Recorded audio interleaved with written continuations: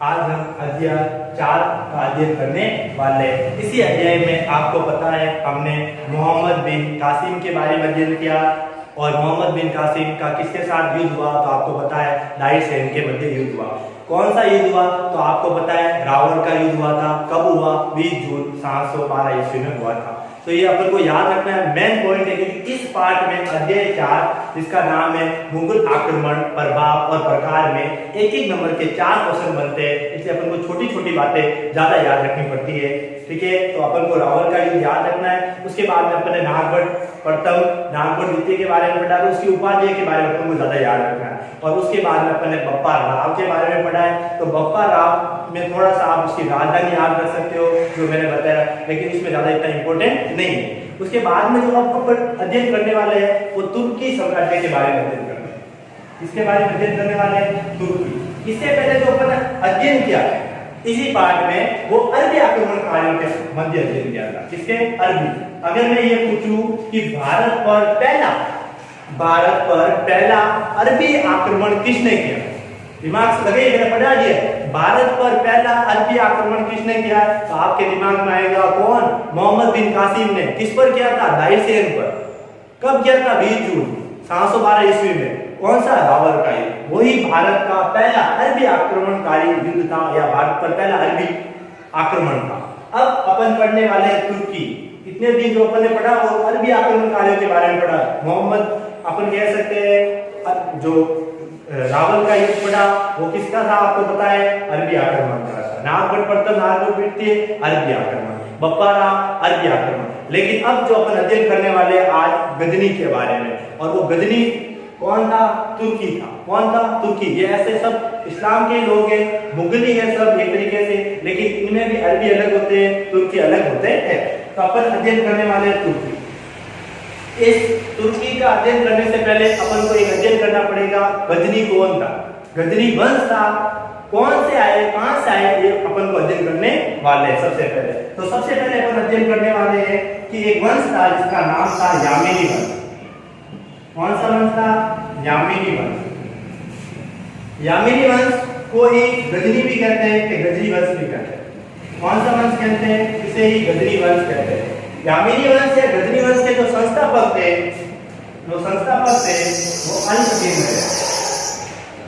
कौन थे? अल्पगिन थे।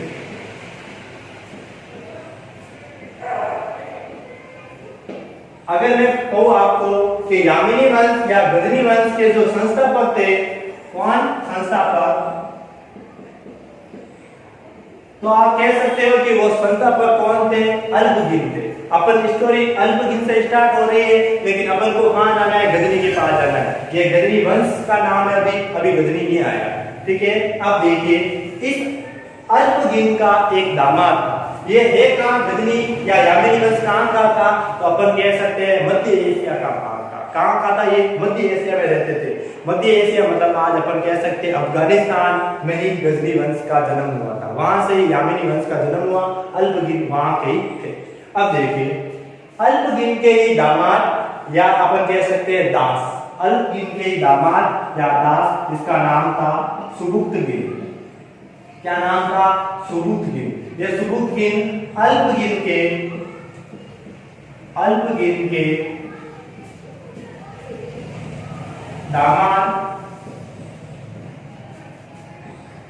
या अपन कह सकते हैं दास। ठीक है, ये सुबुक्तगिन था वो अल्पगिन के दामाद या दास था। क्या था? दामाद या दास। दामाद पहले दास था, उसे बाद में दामाद बना दिया। अब हमारी स्टोरी यहाँ से प्रारंभ होती है कि सुबुक्तगिन ने ऐसा क्या काम किया जो आज हमें उसका अध्ययन करना पड़ रहा है। तो भारत पर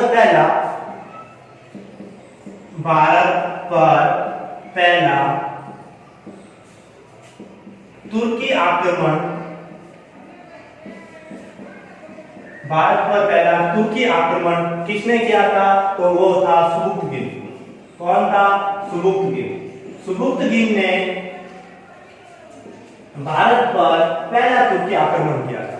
तो भारत पर एक नंबर का सवाल यहाँ पर बन सकता है और एग्जाम में भी आ सकता है कि भारत पर पहला तुर्की आक्रमण किसने किया? सुबुक्तगिन ने। और अगर मैं ये कहूं आपको कि भारत पर पहला अरबी आक्रमण किसने किया? तो आपको पता है मोहम्मद बिन कासिम ने किया था।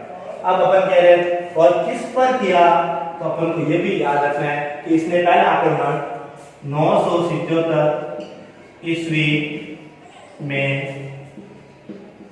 पंजाब के राजा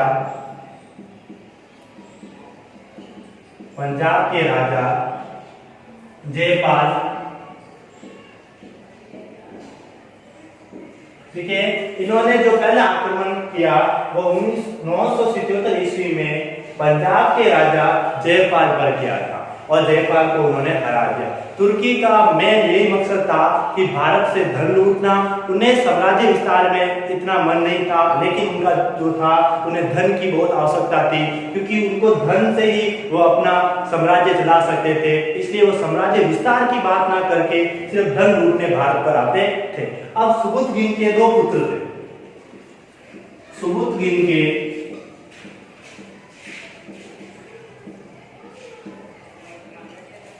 दो पुत्र थे। सुबुतगिन के दो पुत्र थे, उनमें से एक महमूद गजनी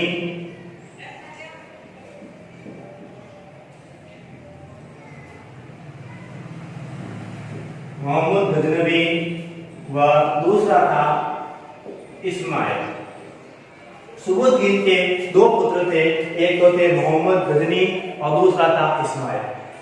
राजा बनने के जो योग्य व्यक्ति था वो आपको पता है मोहम्मद गजनी था।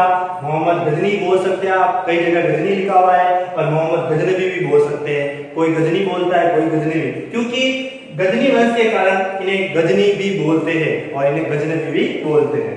तो सुबुतगिन के दो पुत्र थे, एक तो गजनवी था और दूसरा इस्माइल थे। राजा बनने के योग्य मोहम्मद गजनवी थे, लेकिन सुबुतगिन ने जिसे राजा बनाया वो किसको बना दिया? इस्माइल को।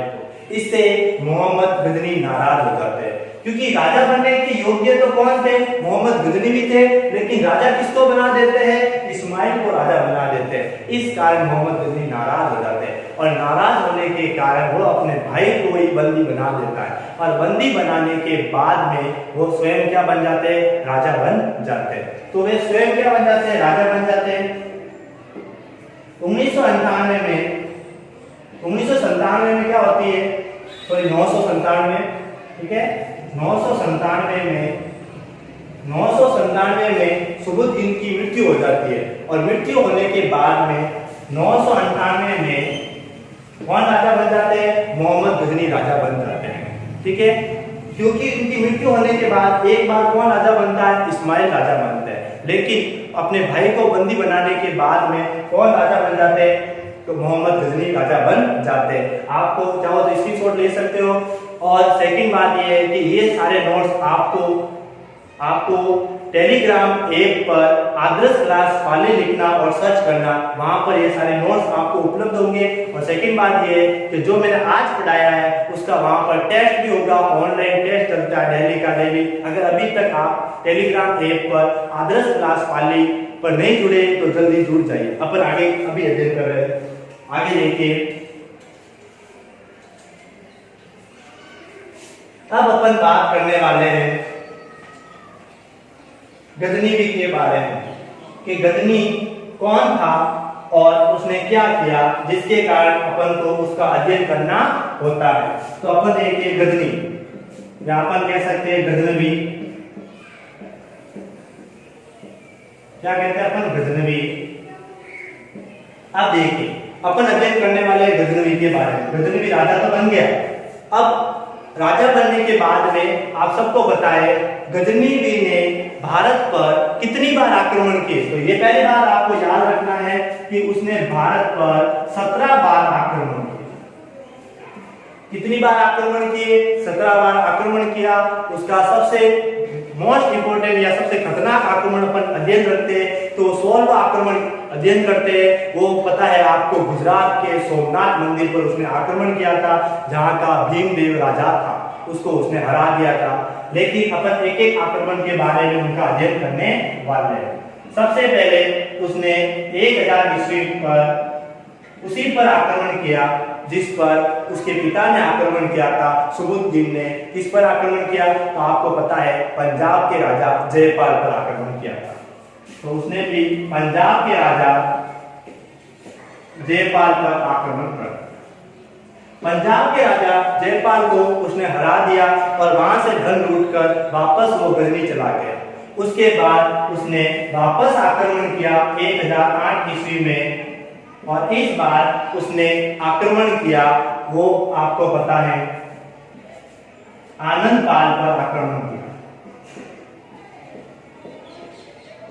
राजा आनंदपाल पर उसने 1008 ईस्वी में आक्रमण कर दिया और इसको भी उन्होंने हरा कर वापस चले गए। मतलब वो भारत में आते थे, भारतीयों पर आक्रमण करते थे, यहाँ से सोना चांदी लूट कर जाते थे और वापस अपने स्थान पर चले जाते थे। लेकिन वो एक बात का जरूर ध्यान रखते थे कि बारिश के मौसम से पहले उनको जाना पड़ता था, क्योंकि पहाड़ी इलाकों में अगर बारिश हो जाए तो वहां से जाना बहुत मुश्किल होता है। उसके बाद में उन्होंने 1018 में ईस्वी में, आपको पता है, आप पढ़ भी चुके इसके बारे में, कन्नौज। बताइए कन्नौज पर किसका अधिकार था? मैं आपको पढ़ा चुका हूं कन्नौज। तो कन्नौज पर किसका अधिकार था? कौन से वंश का अधिकार था? गुर्जर पटियार वंश। तो कन्नौज के गुर्जर पटियार वंशों पर उसने क्या किया? आक्रमण किया। 1018 ईस्वी में उसने कन्नौज के गुर्जर पटियार वंशों पर आक्रमण कर दिया।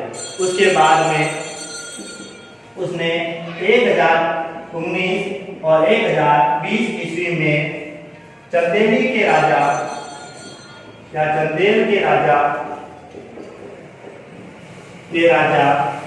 विद्याधर पर आक्रमण किया। ये जो आक्रमण हुआ था चंदेल के राजा विद्याधर, ये उसका एक तरीके से असफल आक्रमण भी कह सकते हैं, क्योंकि उन्होंने पूर्ण रूप से सफल होने नहीं दिया था। तो उनके जो प्रमुख आक्रमण था, या अपन कह सकते हैं गजनी का जो पहला आक्रमण था, गजनी ने पहला आक्रमण जयपाल पर ही किया। उसके बाद में उन्होंने आनंदपाल पर भी आक्रमण किया। उसके बाद में उन्होंने कन्नौज के पटियार वंशों पर भी आक्रमण किया और उसके बाद में उन्होंने चंदेली के राजा विद्याधर पर भी आक्रमण किया।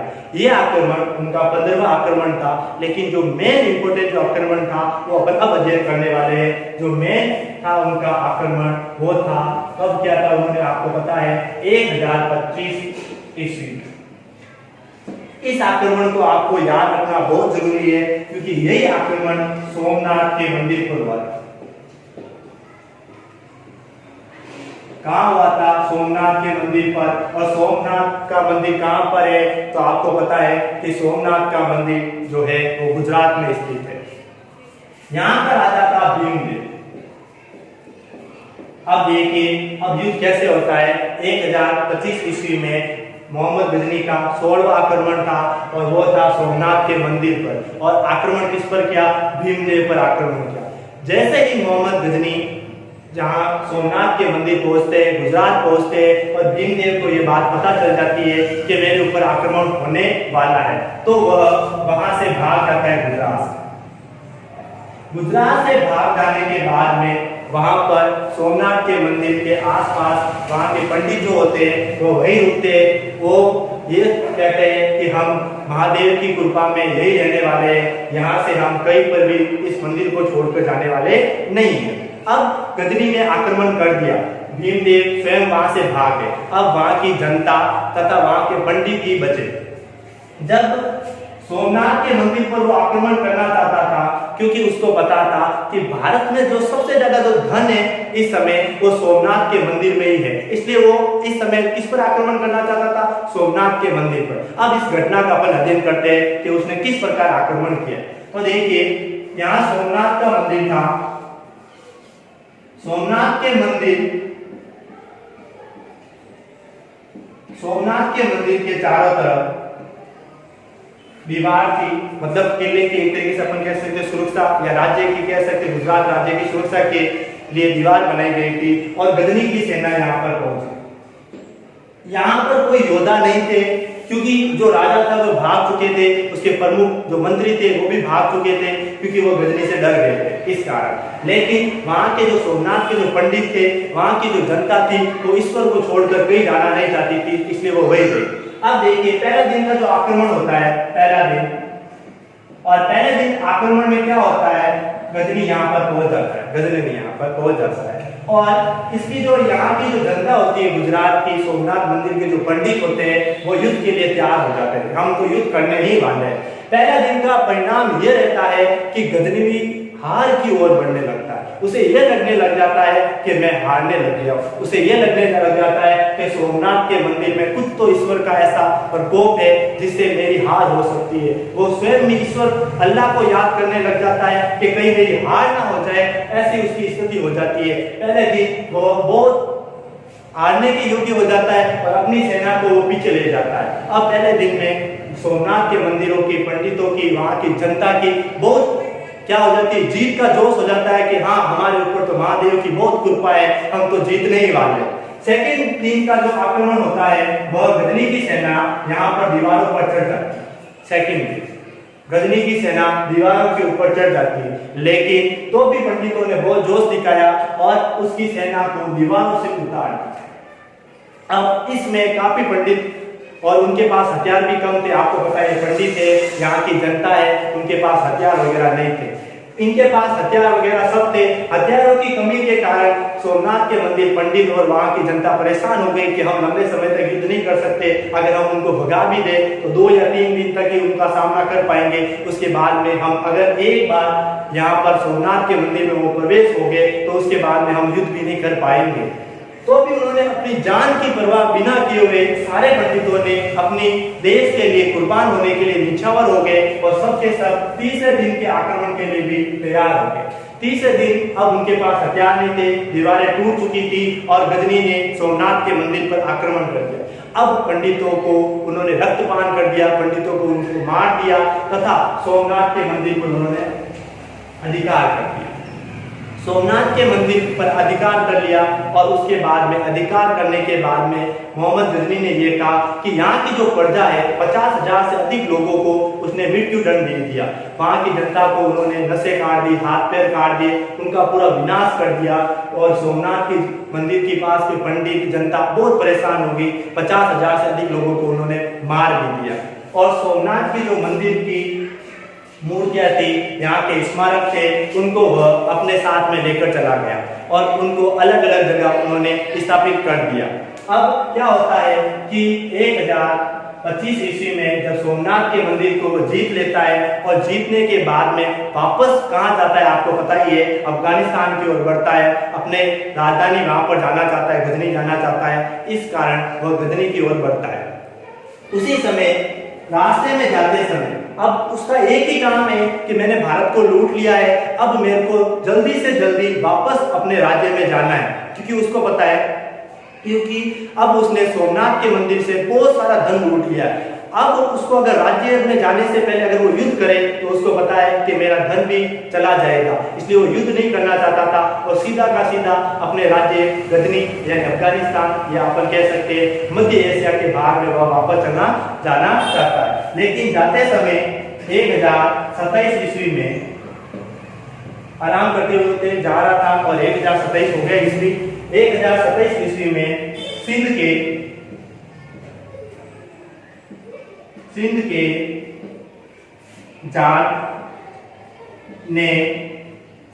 जाट ने गजनी पर आक्रमण कर दिया।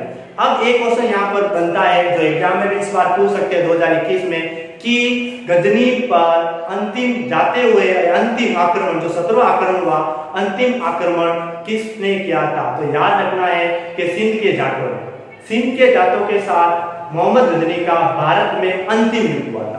प्रथम युद्ध आपको पता है जयपाल के साथ हुआ था, पंजाब के राजा थे, और अपन ने वो भी याद किया कि सुबुद्दीन का भी प्रथम युद्ध 977 में किसके साथ हुआ था? जयपाल के साथ हुआ था, और इसका भी 1000 ईस्वी में जयपाल के साथ ही युद्ध हुआ था। अब देखिए मेन जो यहाँ पर इंपॉर्टेंट चीज है कि 1027 ईस्वी में सिंध के जाटों के साथ मोहम्मद गजनी का 17वां युद्ध हुआ और उस युद्ध में एक तरीके से जो सोमनाथ के मंदिर का सोना चांदी जितना उसने लूटा था वो लूट में जाटों ने उसे छीन लिया। जाटों ने छीनने के कारण उसने हाथों हाथ या अपन कह सकते हैं तुरंत अपनी सेना और बुला दी, क्योंकि वो गजनी जाते समय अपनी सेना को 2-3 भागों में बांट देता था और जाटों ने उसकी हालत बुरी कर दी सिंध के जाटों ने। इसलिए गजनी ने और बाकी सेना को भी जाटों को आक्रमण के लिए वापस बुला दिया। पहले जाट जीत चुके थे, उन्होंने काफी सोना चांदी सोमनाथ से जो लूट कर लेकर आए थे उसको भी लूट लिया था वापस, लेकिन मोहम्मद गजनी की अधिक सेना आने के कारण जाट भी बाद में हार गए और मोहम्मद गजनी यहाँ से जीत कर वापस अपने राज्य पर चला गया। उसके बाद में अपने राज्य में जाने के बाद में वो लंबे समय तक नहीं रहा और 1030 ईस्वी में उसकी मृत्यु हो। 1030 में उसकी मृत्यु हो गई और गजनी की मृत्यु। अब इसमें एक चीज अपन को और पूछा जाता है कि गजनी के भारत पर आक्रमण करने के क्या कारण थे, तो अपन को वो भी चीज याद रखनी है कि गजनी के भारत पर आक्रमण करने के क्या क्या कारण थे। तो गजनी के जो भारत पर आक्रमण करने का जो पहला कारण था वो धन था। क्या था? धन। उसे अधिक मात्रा में धन चाहिए था, इसलिए गजनी ने भारत पर आक्रमण किया। तो जो अपन का पहला पॉइंट है, गजनी ने भारत पर आक्रमण करने का पॉइंट है धन की प्राप्ति के लिए उसने आक्रमण किया। अगर मैं कह दूं कि मोहम्मद बिन कासिम ने, या अपन कह सकते हैं किसी भी मुगल आक्रमणकारी, तुर्की आक्रमणकारी, अरबी आक्रमणकारी, किसी ने भी अगर भारत पर आक्रमण किया वो धन की प्राप्ति के लिए किया। सब में एक ही पॉइंट है, आक्रमण करने के कारण। आक्रमण के कारण मैं आपको पहला पॉइंट ये रखना याद, धन की प्राप्ति के लिए, क्योंकि भारत की अर्थव्यवस्था मजबूत थी, भारत को सोने की चिड़िया कहते थे उस समय, इसलिए भारत की अर्थव्यवस्था भी मजबूत थी और वहां पर धन बहुत था और इस कारण उसने धन की प्राप्ति के लिए भारत पर आक्रमण किया। दूसरा अपन पॉइंट याद रख सकते हैं कि उसने राज्य विस्तार के लिए या साम्राज्य विस्तार की भावना के लिए उसने आक्रमण किया, क्योंकि वो चाहता था कि मेरा जो इस्लामी साम्राज्य है वो थोड़ा बड़ा हो, इस कारण भी वो कह सकते हैं अपन राज्य विस्तार की आकांक्षा के कारण भी वो आक्रमण कर किया था। तीसरा कारण था इस्लाम के व्यापारी थे, इस्लाम के जो व्यापारी थे वो भारत में व्यापार करना चाहते थे। इस्लाम के व्यापारी भारत में पता है बहुत सारी चीजें जो अमूल्य चीजें होती है, अमूल्य पत्र होते हैं वो भारत में पाए जाते हैं, इसलिए इस्लाम के जो लोग थे वो भारत में अपना व्यापार करना चाहते थे। और जब मोहम्मद गजनी ने भारत को जीत लिया तो उस कारण जो इस्लाम के जो व्यक्ति थे वो भारत में अपना व्यापार कर पाए। उसके बाद में अपन ये कह सकते हैं चौथा पॉइंट कि इस्लाम धर्म का प्रचार। इस्लाम धर्म का प्रचार, जी हाँ, वह इस्लाम धर्म का प्रचार भी करना चाहता था, इसलिए इस्लाम धर्म का अधिक से अधिक प्रचार करने के लिए वो पहले आक्रमण करता था। आक्रमण करने के बाद में उन जनता को ये कहती थी कि अगर आपने इस्लाम धर्म स्वीकार नहीं किया तो आपको मृत्यु दंड दे दिया जाएगा। तो हर व्यक्ति को मुस्लिम बनाना चाहता था, हर व्यक्ति को इस्लामी बनाना चाहता था, अपने धर्म का प्रचार करना चाहते थे। ये 4 पॉइंट आप किसी के भी अंदर देख सकते हो, जो भी बाहर से आक्रमण करने आए थे उनके ये चारों के चारों पॉइंट होते हैं हर में। ठीक है, अब एक उपाधि अपन कह सकते हैं कि इन्होंने उपाधि भी धारण की थी, राजाधिराज, या अपन कह सकते हैं सुल्तान। पहले उपाधि है सुल्तान। हमारे जो राजा होते थे भारत के वो राजाधिराज की उपाधि धारण करते थे, लेकिन मुस्लिम जो राजा थे वो सुल्तान की उपाधि धारण करते थे। इसकी सुल्तान। तो ऐसा पहला इस्लाम या पहला अपन कह सकते हैं मुगल जिसने सुल्तान की उपाधि धारण की। किसकी उपाधि धारण की थी? सुल्तान की उपाधि धारण की थी। वो कौन था? मोहम्मद गजनी। कौन था? मोहम्मद गजनी, जिसने सुल्तान की उपाधि धारण की थी। तो आज अपन ने मोहम्मद गजनी के बारे में संपूर्ण अध्ययन किया। इसके टेस्ट भी होगा, आपने जो समझा उसका आपको बताया। टेलीग्राम ऐप पर जाना है, आदर्श क्लासेस पाली लिखना है और वहां पर आपको टेस्ट भी देना है और वहां पर आपको इसके नोट्स भी मिलेंगे।